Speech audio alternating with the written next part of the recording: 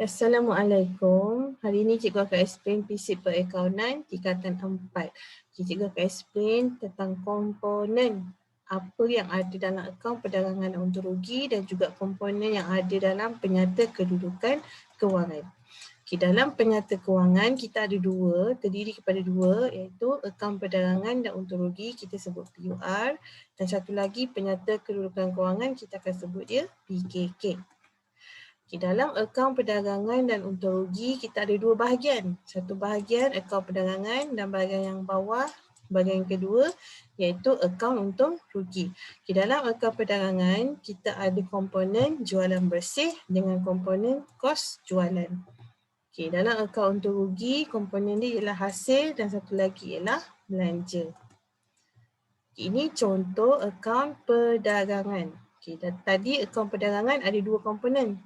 Jualan bersih dengan kos jualan. Jadi kat sini jualan tolak dulu dengan pulangan jualan, kita akan dapat jualan bersih. Dan kita tolak dengan kos jualan. Lepas kita tolak dengan kos jualan ni, kita akan dapat untung kasar kat sini. Maksudnya jualan bersih tadi yang ini kita tolak dengan kos jualan. Ini kos jualan Kena letak ni nama dia kos jualan. Kita akan dapat untung kasar. Baik, untung kasar ni nak buat apa? Untung kasar ni kita akan bawa pergi ke akaun untung rugi. Kat sini tadi, untung kasar. Kita start dengan untung kasar. And then, kita tambah hasil dan kita tolak dengan belanja. Bila kita untung kasar, kita dah tambah dengan hasil, kita dapat amount kat sini. And then, kita tolak pula dengan belanja. Kita akan dapat untung bersih. So ini komponen dia lah untuk akaun untung rugi. Komponen dia ialah hasil dengan belanja. Penyata tadi kita dah tengok akaun perdagangan dan untung rugi. Sekarang penyata kedudukan kewangan. Dalam penyata kedudukan kewangan tadi cikgu dah ajar, kita sebut dia PKK. Dia ada 5 komponen. Aset bukan semasa, aset semasa, liability bukan semasa, liability semasa dan juga equity pemilik. Ini contoh PKK. Kita start dengan aset bukan semasa. And then aset semasa. Lepas tu kita tolak dengan liability semasa. Kalau tengok sini. Aset semasa tolak dengan liability semasa. Kita akan dapat modal kerja. Ini memang kena hafal macam mana nak kira modal kerja. Macam mana nak kira modal kerja? Modal kerja bersamaan dengan aset semasa, kita tolak dengan liability semasa. Maafkan tulisan cikgu. So kita dah dapat modal kerja kat sini, kita akan tambah dengan aset bukan semasa, kita akan dapat angka pengimbang. Dekat bahagian atas ni sahaja komponen dia aset bukan semasa, aset semasa dengan liability semasa. Jadi lagi dua komponen iaitu equity pemilik dengan liability bukan semasa kita letak bahagian bawah.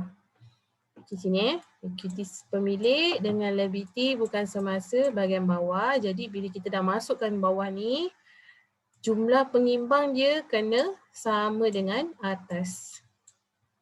Sebab tu nama dia imbang. So atas dengan bawah amount dia sama, debit dengan kredit dia sama.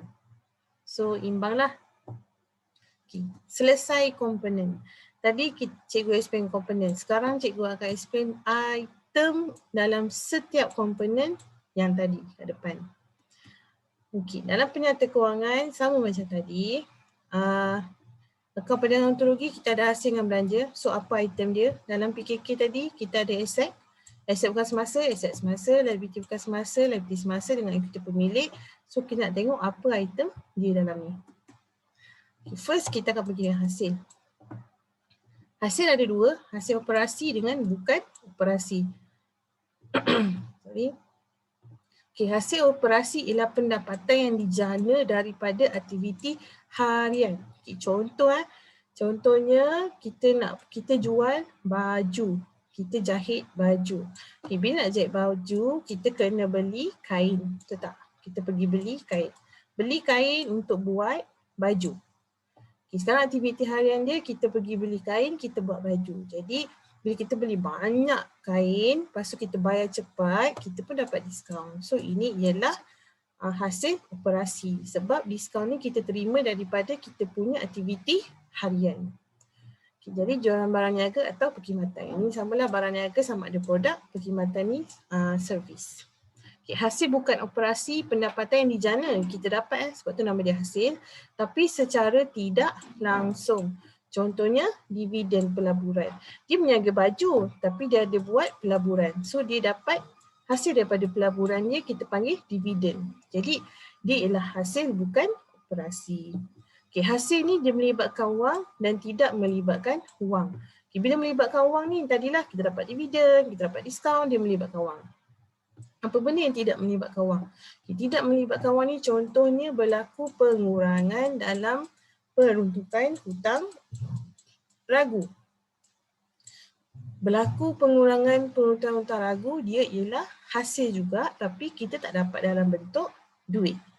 Okay, dia tidak melibatkan wang. Okay, yang kedua, komponen yang kedua ialah belanja. Item dia apa? Belanja operasi dan juga belanja bukan operasi. Okay, belanja operasi ialah belanja secara langsung dalam aktiviti. Contohnya bil elektrik. Okay, bila kita dah jual baju, kita ada buka kilang, contoh kita buka kilang. So kita nak proseskan baju tu, kita akan guna elektrik. So yang bil kita bayar itu ialah belanja operasi. Okay, belanja bukan operasi contohnya belanja secara tak langsung iaitu faedah pinjaman bank. Kita buat jual beli kita jual baju. Tapi kita ada buat pinjaman bank. Jadi faedah yang kita kena bayar ni dia tak ada kena mengena secara tak langsung dengan kita punya bisnes. Jadi dia ialah belanja bukan operasi. Okay, sama belanja tidak melibatkan wang, melibatkan wang atau tidak melibatkan wang. Okay, melibatkan wang ni tadi yang kita kena bayar ni. Okay, yang tidak melibatkan wang ni contoh susut nilai aset. Okay, susut nilai aset ialah belanja untuk perniagaan tapi bukan sesuatu yang kita kena bayar. Okay, komponen yang ketiga, aset. Kita ada dua tadi, aset semasa dengan aset bukan semasa dengan aset semasa. Okay, aset bukan semasa kita gunakan dia lebih daripada 1 tahun.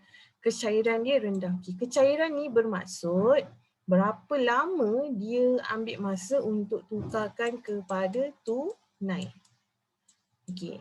Aset bukan semasa ni contohnya rumah, premis, kenderaan. Kalau kita beli rumah pada Januari takkan kita nak jual rumah tu pada Julai. Contohnya kan kita akan jual pada tahun-tahun akan datang. So kita gunakan dia lebih daripada 1 tahun dan kecairannya rendah. Maksudnya lama lagi kita nak dapatkan rumah tu dalam bentuk tunai.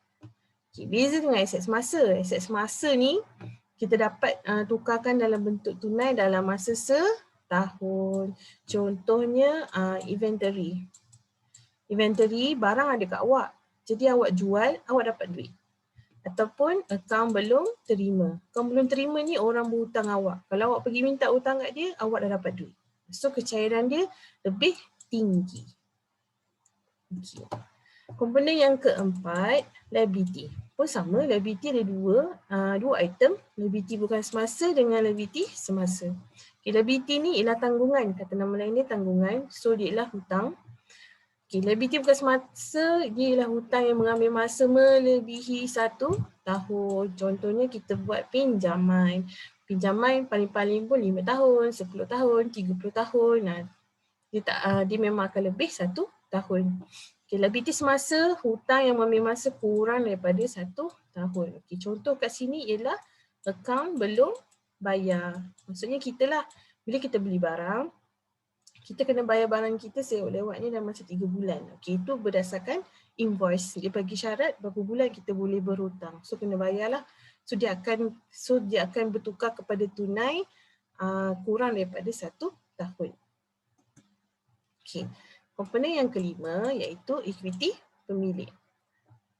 Ekuiti pemilik ialah tuntutan pemilik terhadap aset perniagaan. Okey, apa yang dimasukkan dengan tuntutan pemilik? Tuntutan pemilik maksudnya hak milik pemilik yang ada dalam perniagaan dia. Contohnya modal. Bila awak nak start perniagaan, awak kena ada modal. So modal ni duit kepada pemilik lah. Pemilik ke, apa kongsi ke, macam tu tengok pada kita punya bisnes apa. And then kita dapat ditambah pula dengan untung bersih. Kita tambah untung bersih ataupun tolak dengan rugi bersih. Kalau untung, bertambahlah kita punya equity pemilik. Kalau rugi, equity pemilik kita berkurang. And then mungkin dah lama kita berniaga, kita nak tambah modal. So kita tambah lagi modal kat sini. So kena tambah modal.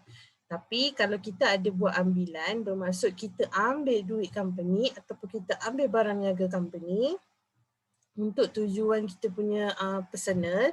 So kita, itu namanya ambilan sebab dia ambil barang untuk kegunaan peribadi. Jadi ambilan ni kena tolak sebab ambilan dia memang akan mengurangkan tuntutan pemilik ni, equity pemilik. Okey, itu saja.